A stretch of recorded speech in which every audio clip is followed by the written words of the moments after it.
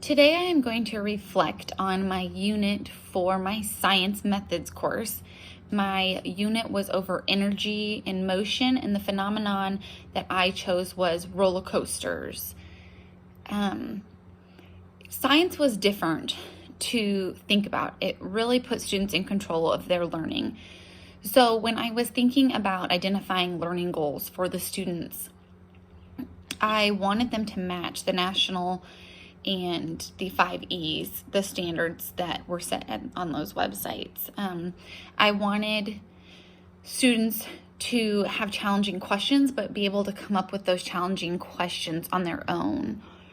I wanted it to obviously be age appropriate, and so I chose an age that I have a passion for, which is fourth grade. Really anything fourth grade and up I find to be easier for me personally than the younger grades. So every time that I planned learning outcomes for the lesson, whether it be students understanding motion or understanding specific vocabulary words, I wanted it to be done in an interactive way and in a way also where students could be challenged but apply it to their learning so that it wasn't too challenging. Everything I thought of too, I thought about, what are the potential struggles for the students going to be? What are they going to struggle on when they are learning about energy and motion? And so I wanted to address the vocabulary last and really just understand the concept of energy and motion first. And something that I think most students might find interesting and fun is a roller coaster. It's kind of unique, and many people have probably ridden one, and I know for me, I love them. And I did not even know about stored energy and potential energy. So I really started at the bottom with more basic vocabulary and really tried to create a flow for the students and make those learning goals achievable. And as we progressed, we were able to get to that end goal, which is to create our own functioning roller coaster, or somewhat functioning. It doesn't have to be fully functioning.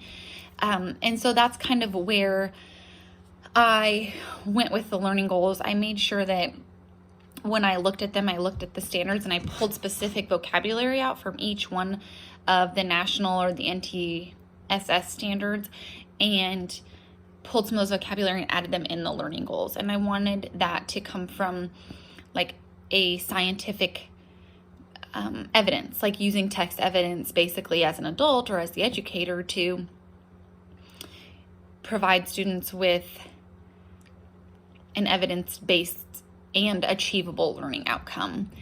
When I think about the design for instruction, I made my lessons go in an order where I kind of talked about this a little bit earlier, but I made them so that the flow started at more achievable to more challenging, but I didn't move on with my instruction until I knew students had achieved those specific learning goals. And I made access for my classroom factors. I made the outcomes accessible for all students. So whether they needed additional technology support or they needed additional hands-on support from adults or they needed to work independently, there was various ways that students were able to access and achieve those learning goals. I used a variety of activities. So in my first lesson, we kind of looked at the phenomenon and we studied it. And then for some reason, I had this idea that it would be a good idea to just get this energy in motion without knowing the vocabulary words. It just made sense to me, and I still agree with it, that we would start with this paper track and give them limited supplies and then let them kind of brainstorm and solve before they create their own plan, what was wrong with my plan? What was wrong with the supplies that I gave the students? And so I did that in my first one. And then, we did some graphic organizers, some note-taking activities, lots of group work, partner work, discussions, all the way up to leading to creating these plans, these detailed plans, material lists. They really got to not only conduct the investigation and roll out the experiment with the roller coasters, but they got to be the engineer, a mechanical engineer. They got to learn how a mechanical engineer works and what their job is so that they could think like an engineer when they were creating this lesson. And,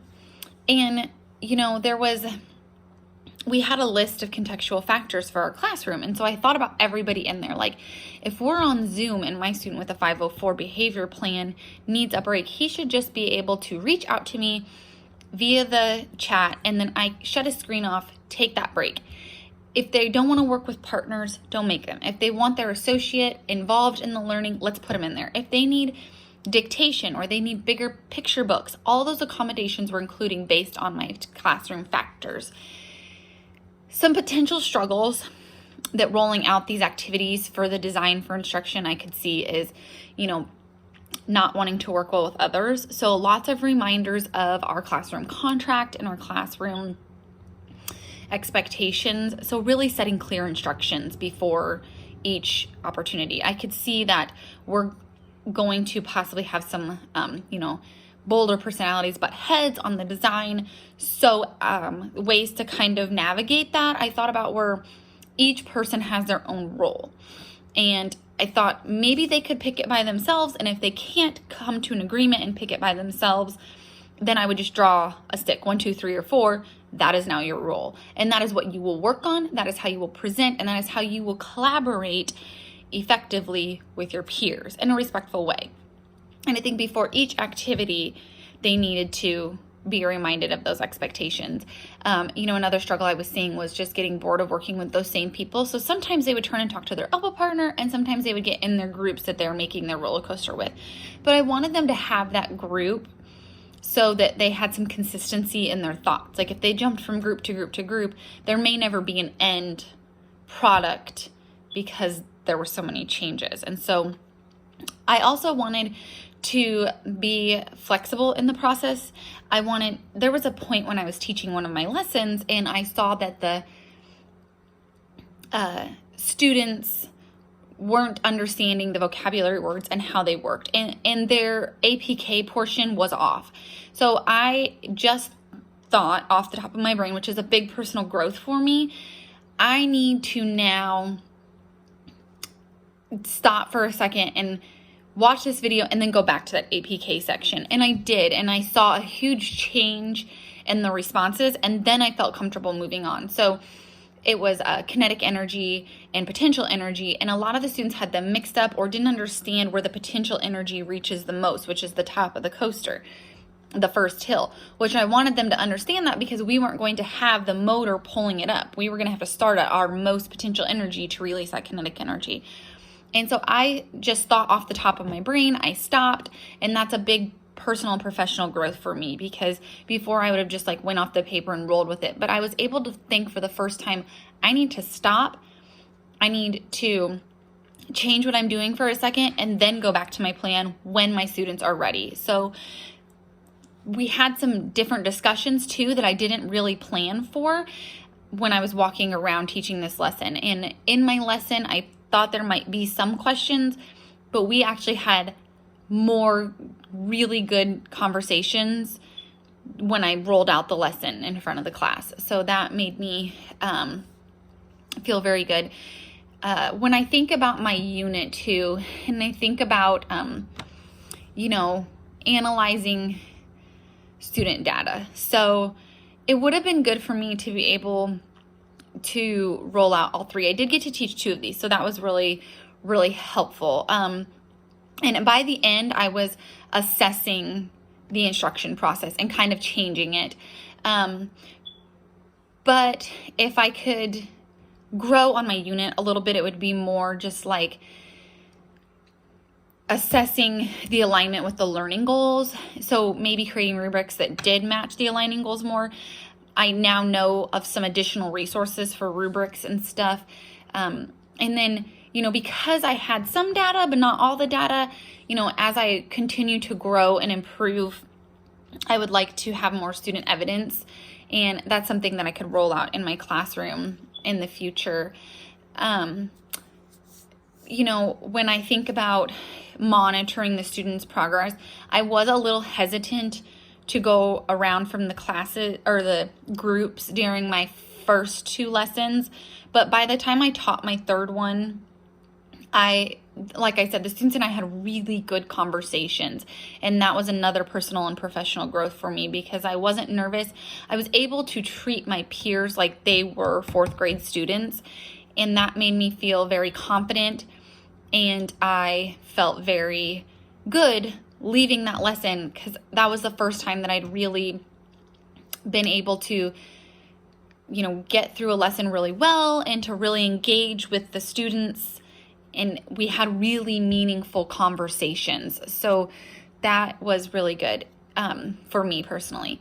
If I were to reflect on these standards and reflect on my lesson, I took some feedback and I need to still work on how can I make this even more student learning. So it's very hard for my personality to not just roll off instructions and directions and be in charge all the time. So kind of turning that off and rolling over the learning to the students is a struggle. I had to change my whole thinking. But I will say I do understand why. I've never thought that way before, and now I understand why in science that works. This methods course taught me so much about that, and really to just reflect on the students' learning and meeting those learning outcomes and really analyzing what they're learning and letting them be in control of their learning. Who would not love as a student to be in control of their learning? And maybe that's why when I look back to my elementary school, I loved science so much, and I still can't wait to teach it. And I hope that we can continue to, keep science as an emphasis in the classroom because students are in control of their learning for once. And I think that that really is fun. And, something else I just want to reflect on for a minute is, identifying students' strengths and weaknesses in the unit. So I did include portions like this is what I would do, or this is what I would do if the students weren't meeting it, or if they were meeting it. I would like to think more about what if they weren't meeting it. It's really easy to say, yeah, we're moving on now, but I think I needed to include more of what would we do if we weren't? How could they stay in control of that learning if they're not meeting it, instead of me taking handle of the ship? What other additional resources could I provide for them? So that's something I need to continue to look into. Overall, I was very happy with my unit. I think that it could roll out really nice in a classroom, and I put a lot of thought into it, and I just got lucky and found something that I was passionate about, which is roller coasters. I'm a roller coaster junkie. So I think that if I, as a teacher, am engaged in the learning because I have a passion for it, that teaches me something huge, which is that if the students are engaged in the learning and they can make connections to it, they are going to be just as motivated as I was during this type of a unit. Thank you.